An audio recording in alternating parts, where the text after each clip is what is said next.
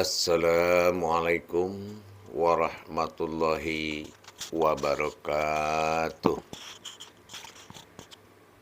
Alhamdulillah, alhamdulillahi rabbil alamin. Assalatu wassalamu ala asrafil anbiya'i wal mursalin, sayyidina wa maulana Muhammadin. Ashhadu an la ilaha illallahul malikul haqqul mubin, wa ashhadu anna Muhammadan abduhu wa rasuluhu as-sadiqul wa'adal amin. Allahumma salli wa sallim wa barik ala wa karim ahzan nabil karim. Allahumma salli ala sayyidina wa maulana Muhammad wa ala alihi sayyidina wa maulana Muhammad. Ya wa tahirin wal mujahidin amma ba'du, wa ittaqullah wa ibadullah. Alhamdulillah, marilah kita panjatkan segala puji syukur kita kehadirat Allah Subhanahu wa ta'ala atas segala limpahan karunia rahmah dan hidayahnya. Dengan izinnya jugalah kita dapat menjalankan segala amal dan ibadah di dunia ini. Salam dan salawat tidak akan pernah kita lupakan. Marilah sama-sama kita panjatkan kepada junjungan kita Nabi Allah, Nabiul Akhirul Zaman, Rasulullah Muhammad sallallahu alaihi wasallam. Untuknya kalam kepadanya dengan mengkalamkan Allahumma salli ala sayyidina Muhammad wa ala alihi sayyidina Muhammad. Alhamdulillah, para jemaah dan para hadirin, pada pemirsa yang menyaksikan tayangan YouTube dari Buya Pasaman Timur dalam makom Majelis Zikir Ma'rifatullah. Alhamdulillah, pada tayangan dan kesempatan baik ini saya akan memberikan wawasan kepada kita para saudaraku, para hambaku yang dimuliakan Allah, para jemaah dan sahabat-sahabatku, kerabatku yang sedang beristiqomah, yang sedang melakukan tafakur, tadzakur kepada Allah, tawajuh kepada Allah, dan melakukan dalam amal tasawuf, tauhid, tarekat, dan sebagainya. Berbagi pengalaman kita demi mencapai tujuan yang afdol dan mabrur hendaknya dengan bertambahnya wawasan kita. Tapi sebelum ini kita mulai, saya mengingatkan kepada saudara-saudaraku, para hamba Allah, dan para hadirin dan hadirat yang belum paham dengan bahasa makna ketauhidan kepada Allah dalam makom-makom kaji, dalam tingkat tauhid, tasawuf, yang belum mengerti, sekedar menyimak saja, kalaupun itu tidak terpaksa. Dan kalau kita belum paham, berarti kita harus belajar. Karena bagaimanapun, sesuatu yang tidak dikaji, itu tidak akan membuahkan suatu hasil kepada kita. Alhamdulillah, pada tayangan ini saya akan memberikan sebuah wawasan tentang kata-kata makom dalam pengkajian. Kata-kata makom ini adalah bahasa sebuah kodrat kajian, sebuah alam kaji. Jadi kalau umpamanya kita menyebut jasad, itu makomnya diri. Nah, yang perlu kita tegaskan dan kita ingatkan di sini, setiap yang namanya makom itu hanya tajali atau perjalanan yang dihalalkan oleh Allah. Jadi jangan kita memutuskan satu perkara, sebuah makom itu dikatakan sebuah wujud. Nah, ini akan membuat suatu kerancuan, suatu kebimbangan kalau makom sudah dikatakan wujud. Nah, kita akan memulai seperti kita belajar, yaitu mendekatkan diri kepada Allah dengan makom diri. Ini salah satu yang kita kaji.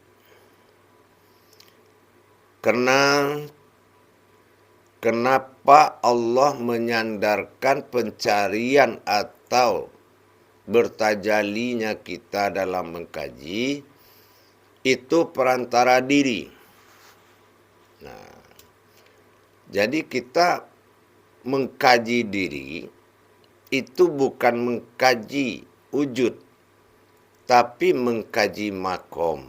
Nah, kita berpedoman dalam hakikat, yaitu 7 sifat Allah dalam perjalanan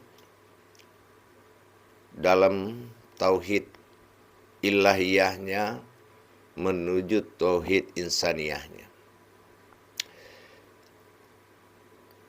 Berpindah-pindah Allah dalam 7 kodrat dalam 9 masa yang dikandung oleh orang tua. Jatuh kepada masa terakhir disebut dengan masa si umat dalam martabat umat, yaitu yang ke-7 adalah insan. Nah, insan ini dikatakan dia makom karena insan ini dilihat dari sisi hijaiyah adalah alif sin nun. Alif adalah rahasia atau dirisir. Nah, sin ini adalah nurnya atau maujudnya, sementara nun ini adalah hayat. Jadi kalau sin dibalik nas, nun alif sin. Nah, kalau sin alif nun. Nah, kalau dia balik menjadi sin, berarti kodrat ini akan kembali kepada asalnya, dinamakan ya hati sin. Adalah kekuatan makom yang 3.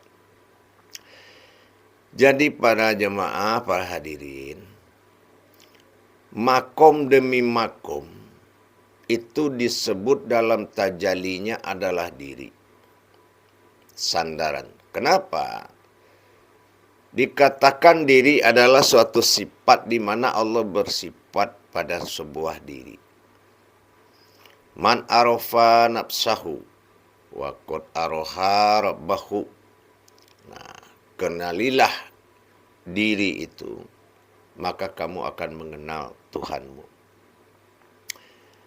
Nah, kalau kita mengambil dari pandangan ma'rifatullah dari kodrat hijahiyah, ada nafsahu, diriku, dan ada rabbahu, ketuhananku. Hu itu kepemilikan aku oleh Allah. Berarti yang kita cari itu adalah makom dirinya Allah, yaitu diri sifat. Saya katakan diri ini makom, bukanlah sebuah wujud. ini kadang-kadang ada penyalahgunaan faham. Kalau dikatakan dirimu Nur Muhammad, itu tidaklah kamu Nur Muhammad, kata Rasulullah, tetapi makom. Nah gitu. Makom diri. Kenapa dibilang makom? Karena dia akan lenyap kepada zatnya Allah. Asal usulnya adalah zat. Nah kalau dia lenyap ke situ, sementara zat juga sebuah makom. Zat akan lenyap kepada batin. Batin lenyap kepada sir. Ini tajali. Jasad berpengaruh. Jasad berasal dari ruh. Ruh berasal dari nur. Nur berasal dari zat. Zat berasal dari sir. Batin berasal dari sir. Jadi semuanya itu adalah makom. Jadi kalau kita mengkaji tauhid, maka wajiblah kita mendapatkan makom kaji.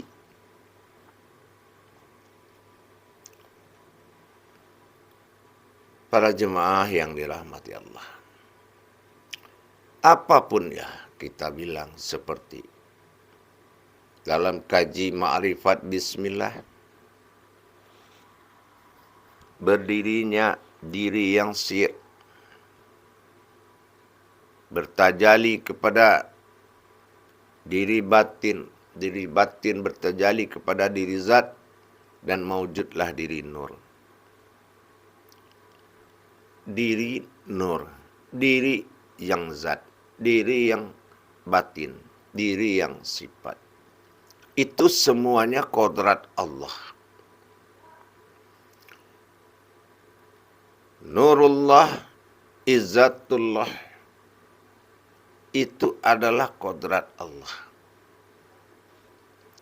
Dalam pencarian menuntut ilmu, itu disebut makom. Kenapa? Karena semuanya akan sirna, akan luput kembali setelah kaji mengembalikan kepada usul atau asalnya.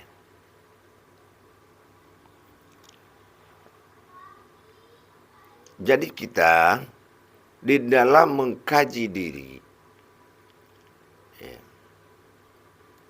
setelah Allah suruh kita mengenal dirinya, yang kita cari itu adalah dirinya Allah. Bukan diri kita. Allah tidak menciptakan sebuah diri. Allah katakan di Al-Quran itu Adam ciptaan Allah. Tapi ternyata itu kodrat. Sifat zuhir. Nah waktu Nur itu bercerita dengan Allah, dihadiri oleh Nurullah, yaitu zatnya Allah, yaitu Muhammad Khadim Azali. Kata Rasulullah, ya Allah, itu jasad siapa? Mengatakan jasad Adam. Tapi Adam juga bertanya kepada Allah, ya Rasul, ya Allah, itu jasad siapa? Allah tidak jawab itu jasad Adam, itu jasad Muhammad. Tidak. Apa kata Allah? Innal afil zahiru wa ital anazir batin. Itu zahirku, itu batinku. Karena kesadaran Muhammad sebagai tajalli, kesadaran Adam sebagai kodrat, setelah didatangi oleh biangnya diri, barulah tahu kalau posisinya adalah sebuah sifat yang tempat Allah bertajalli, tempat Allah bergerak. Jadi para jemaah yang dirahmati Allah, kalau kita menetapkan sebuah diri dalam makom, kajian itu belum selesai, maka belum ada penetapan. Dikaji diri dapat diri. Dapat diri dikaji dalam diri. Nah, setelah kita mendapatkan diri dari kajian, Allah katakan lagi, wa fi anfusikum afala tubsirun. Carilah sesuatu itu di dalam dirimu. Ternyata di dalam diri lagi.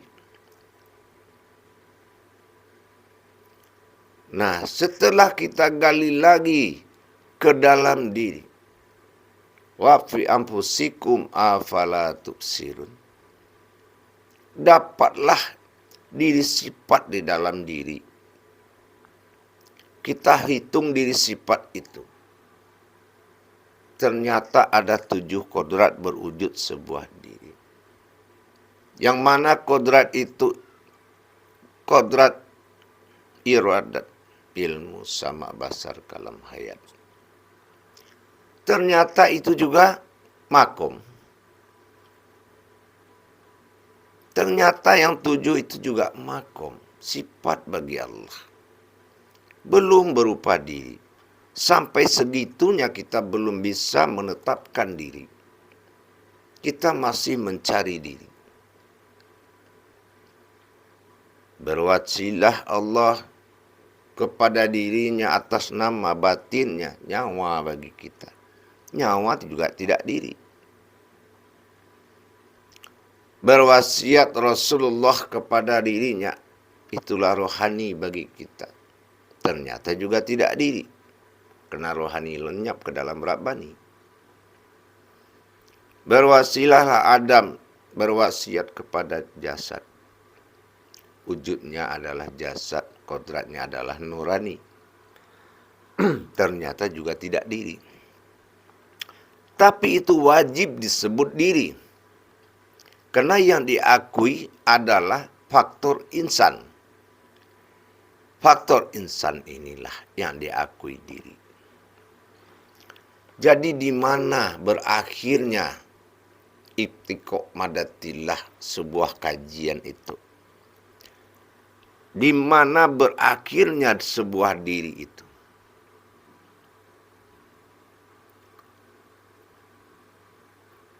Setelah kita gali demi gali, ternyata itu semuanya makom. Ya, ternyata itu makom, bukan wujud sebuah diri.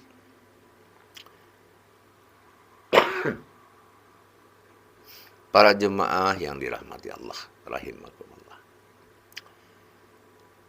Jadi kadang-kadang ini menjadi suatu perdebatan di kalangan pencari Tuhan. Kamu tahu nggak dirimu siapa? Atau kamu tahu nggak dirinya sebenar-benar diri? Nah, kalau kita betul-betul mengurut kembali kajian itu, jasad mencari ruh, ruh mencari nur, nur mencari zat, zat mencari batin, batin mencari daripada sir. Berarti berakhir pada sir.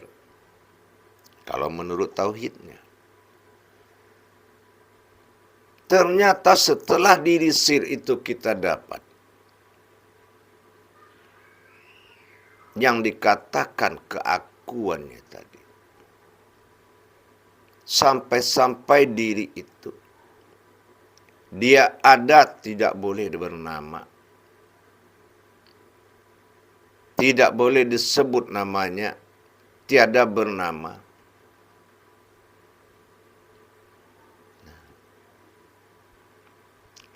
Kita pikir itu sudah sampai kita kepada diri. Ternyata kupas bawang cari isi, kupas kulit cari isi, kupas kulit cari isi. Lama-lama mata pedih kita berhenti. Begitulah mencari diri. Yang perih itu apa? Mata. Karena tidak bisa lagi pandangan itu diteruskan, melainkan suatu iman yang tinggi. Berakhir diri ini dengan kata wujud atau ada. Nah, itu tuntutan iman kepada Allah, beriman kepada Allah, wa imanullah. Sanggup nggak kita mengatakan ada dalam ketiadaan?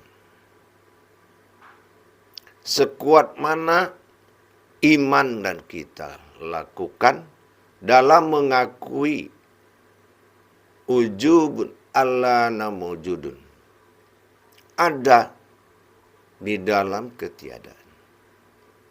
Maksudnya apa?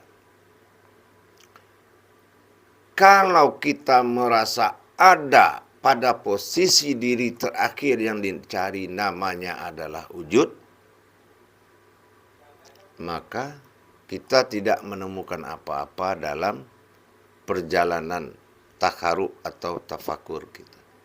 Kenapa? Qiyamuhu binafsihi. Dia berdiri sendiri. Tingkat pensaksian mata batin berpindah 3 mata dari basar pandangan dohir pindah menjadi basirun pandangan batin.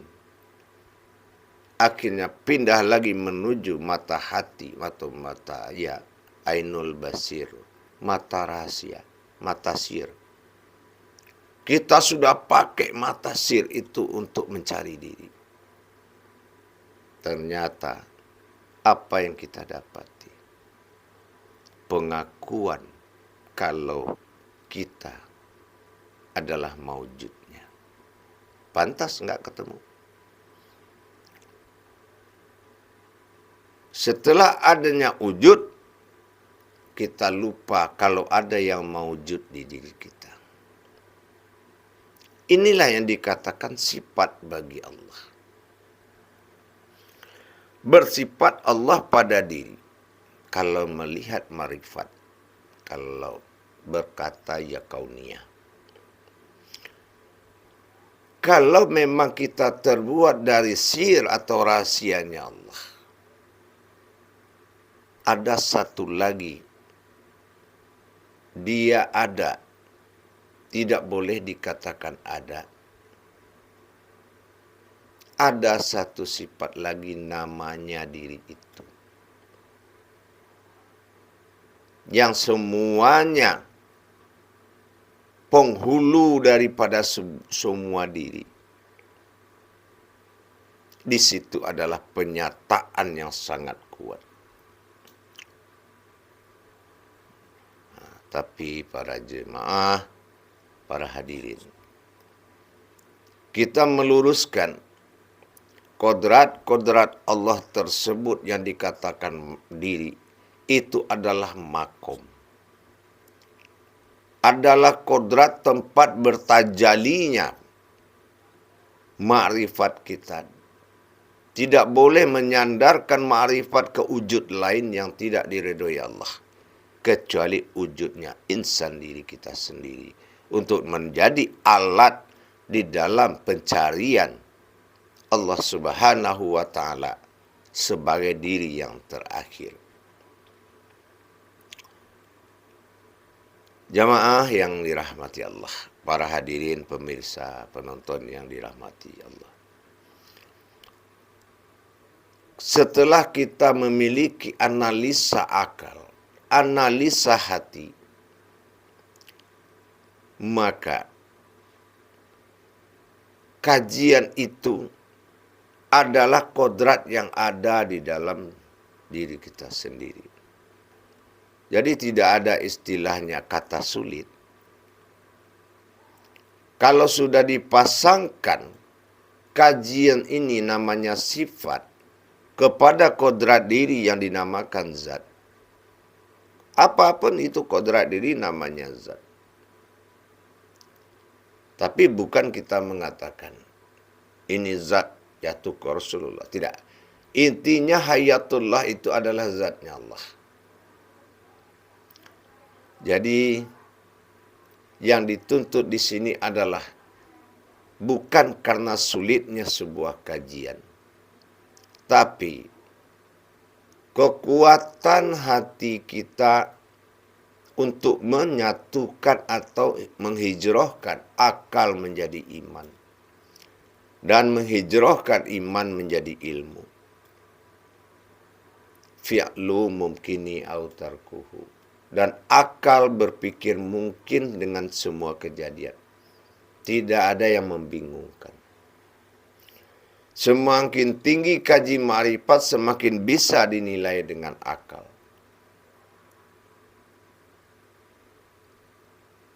Karena tidak selagi Allah katakan khamir, membunuh akal itu adalah dosa atau haram. Begitu juga dengan mengkaji. Kita tidak boleh menapiskan akal, tetapi menertibkan semua menjadi kodrat-kodrat diri. Dan kodrat diri ini adalah kodrat perjalanan Allah ke dalam diri kita. Di sini terjadi amanah. Apa amanah? Pakailah jasad asal engkau akui Adam. Pakailah rohani asal engkau mengakui itu Muhammad. Dan pakailah nyawa asal engkau mengatakan itu Allah. Batinnya Allah. Disinilah gejolak yang timbul dalam akal dan pikiran dalam kehidupan para pengamal. Sulitnya berpindah dari akal hijrah kepada iman. Dan sulitnya dari iman hijrah kepada ilmu. Potensi dan kedudukan Allah. Berbicara kita tentang umat. Allah mawujud dalam Muhammad. Kalau kita bicara tentang kehambaan, Allah mawujud dalam diri. Makom-makom kaji itu kita harus menguasai sebagai guru, calon-calon guru Rabbani, guru-guru rohani, guru-guru nurani yang mendidik kerohanian seseorang untuk lebih dekat dengan Allah. Begitu para jemaah sekalian. Kalau titian kaji itu adalah diri, di surat Insyikok ayat 6 Allah telah tetapkan, bekerja keraslah kamu mencariku, dan kamu akan pasti bertemu denganku. Ada kata pasti di surat Insyikok ayat 6 itu. Begitu jamaah sekalian dan para hadirin yang dirahmati Allah. Karena mewujud sifat ketujuh dari Allah dalam 7 perjalanan dalam ke surat Al-Ikhlas. Hanya untuk menerima pernyataan satu kata di hatinya. Karena dia tidak mau kehilangan dirinya, yaitu rohaninya Allah. Dia tidak mau kehilangan sifat-sifat dirinya, jasadnya, yaitu nuraninya Allah, yang diamanahkan kepada Adam dan diwasiatkan kepada Muhammad sebagai rohani. Dikunjungi oleh Allah terus dalam napas itu. Apabila dia ke atas, dia memberikan batin kepada Adam agar bisa hayat di dunia terus. Diturunkannya napas ke bawah bertajali, diturunkannya batin Allah kepada Muhammad agar hayat di dunia ini, agar hidup. Itulah yang dibedah dalam kajian tauhid, tasawuf, dan tarekat. Dengan nyatanya perjalanan makom-makom kajian itu adalah diri. Pemahaman tanpa diri itu akan batil. Begitu para jemaah. Yang menjadi tolak ukur dari seseorang beribadah, itulah 3 perkara. Pertama, harus mensucikan qalbi mukminin Baitullah hati yang menjadi rumahnya Allah, yaitu qalbi mukminin. Seperti saya bilang, tidak semua manusia punya qalbi, kecuali kalbu. Kalbu itu ada daging yang berasal asal muasalnya, yaitu tentang darah. Darah mengasal daripada pikiran. Pikiran berasal dari jiwa. Begitu para hadirin dan para jemaah. Jangan kita salah memahami tentang kajian diri. Jadi diri saya itu nur ya Bu ya. Diri saya itu zat ya. Tidak ada dirimu. Yang ada bagaimana kajian ini terungkap, kamu menyerahkan dirinya Allah lagi. Dengan apa? Diri fitrah yang harus bersandar kepada Allah. Menjadi keinsanan Allah dalam hidupmu berdunia. Itu kamu pertahankan. Tapi tidak ada dirimu. Wa khalaqti li ajlika wa khalaqtu li adli. Engkau jadi karena aku jadi karena engkau. Bukan penciptaan diri. Semua itu kun fayakun. Jadi dan terjadi. Jadi para jemaah sekalian, jangan salah mengerti. Apalagi kita menyebut tentang nur kepada Allah. Nurullah, Nur Muhammad. Ini juga harus mengerti. Dikatakan nur itu bukan cahaya. Nur itu adalah nama kodrat. Diibaratkan nur itu tidak memiliki sifat-sifat lain. Nur itu sangat bersih. Karena nur bukanlah cahaya. Nur itu adalah maujudnya, batang tubuh lahu di diri manusia. Batang tubuhku, kata Allah. Allah punya jasad? Tidak. Ini adalah hakikat.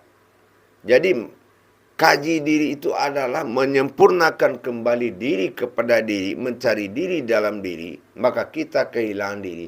Tiada diri melainkan diri Allah semata. Itulah yang dikatakan kaji diri. Dan itu yang disebut makom.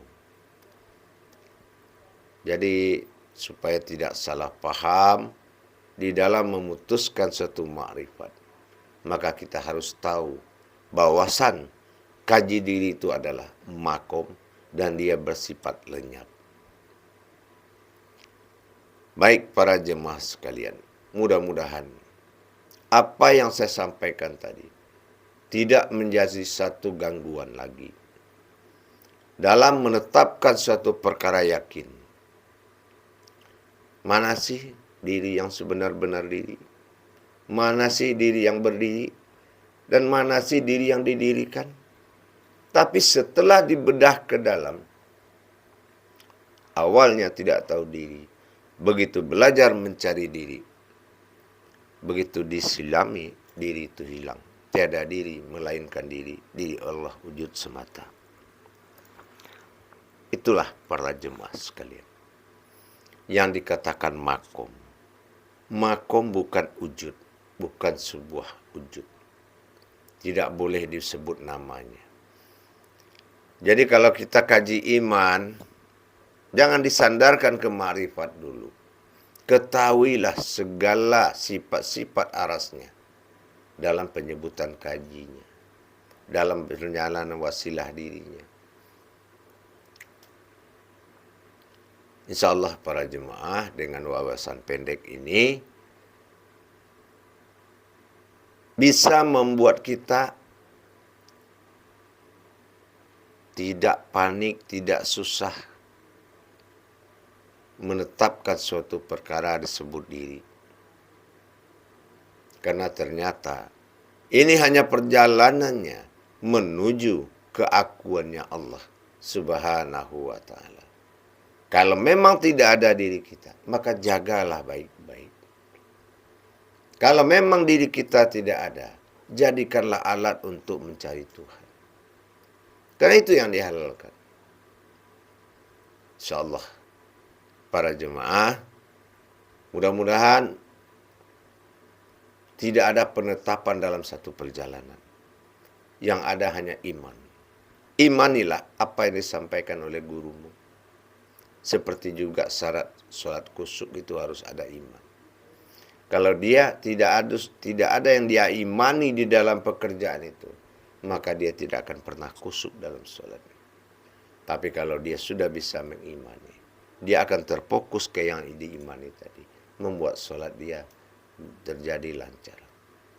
Jadi para jemaah sekalian, makom kaji bukanlah diri, tapi diri itu adalah tajali atau perjalanan Allah yang dihalalkannya melalui sebuah sebutan insan. Karena adalah masa yang ketujuh di dalam Al-Ikhlas, yaitu turunnya sifat kemanusiaan dinamakan insan. Baik para jemaah sekalian, mudah-mudahan pemahaman ini lebih membimbing kita lagi ke jalan Allah Subhanahu wa taala dan tidak mencampur adukkan hak dan yang batil. Akhirul kalam wabillahi taufik wal hidayah. Wassalamualaikum warahmatullahi wabarakatuh.